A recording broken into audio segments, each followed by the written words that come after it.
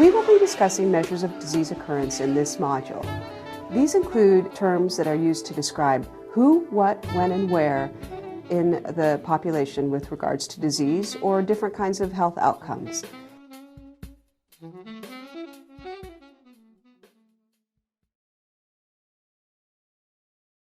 After you have reviewed all of the Week 2 lectures, you should be able to complete these learning objectives. They include differentiating the following measures: prevalence, risk, rate, and odds. You'll also learn how to calculate each of these measures, the prevalence, risks, rates, and odds. Then you'll also learn how to define the concept of person time and be able to apply it to calculations of rates. You'll also be able to choose the measure of frequency most appropriate for a given situation. Then you'll also be able to interpret the prevalence, odds, risks, and rates within the context of public health research. So epidemiologists study diseases in the population. Here's an example of an epidemiologist collecting data with in-person interviews. In addition to diseases, epidemiologists also study health outcomes in the population. What do we mean by health outcomes? It's a broad term. Health outcomes can include diseases, illnesses, conditions, disorders, symptoms, behaviors, risk factors, and injuries. Health outcomes can also include healthy behaviors, such as consumption of fruits and vegetables, or the benefits of moderate physical activity. You may commonly come across articles in the news that use measures of disease occurrence. However, in this course, in order to become more comprehensive and inclusive, we will frequently refer to measures of health outcome occurrence instead of disease occurrence. These occurrence measures can be applied to many health outcomes and not just diseases.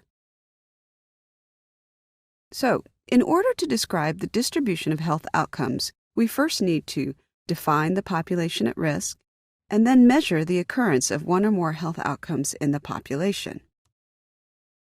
We need to be able to measure the occurrence of health outcomes in a population in order to monitor changes and plan interventions.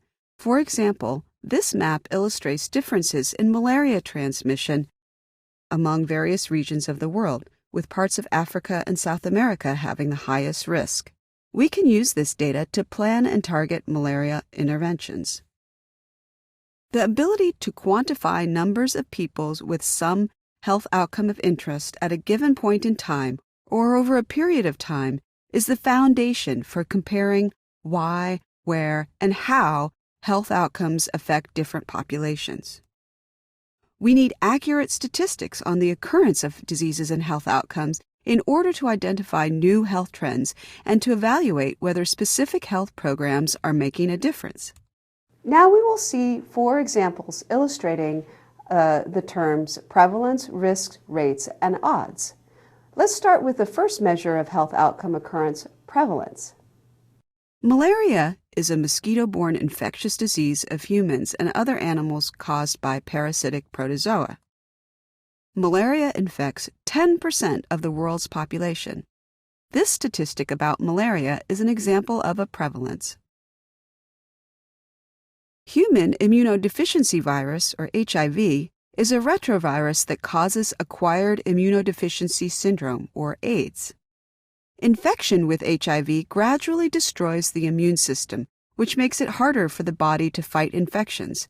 Approximately 50,000 people are newly infected with HIV each year in the United States.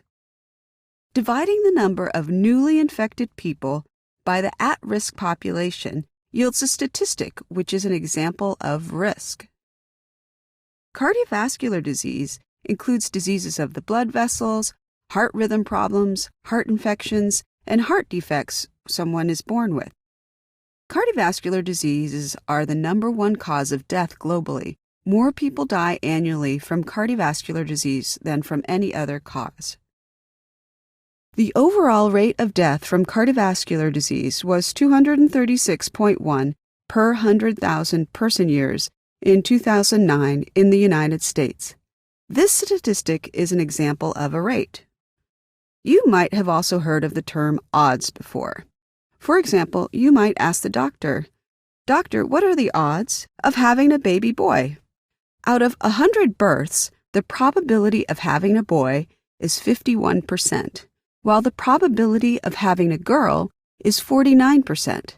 So the odds of having a boy is 51 to 49. Dividing 51 by 49, you get the odds of 1.04. In this segment, we have introduced the following terms: prevalence, risk, rates, and odds. These measures are used to describe patterns of health outcomes or disease in the population. These measures are instrumental in being able to describe patterns of disease distribution, changes in health trends, or even being able to evaluate specific programs like interventions for teen smoking and whether they are effective or not, and make changes in smoking prevalences, for example, in the population. In the next segments, we'll delve into each of these terms in more detail.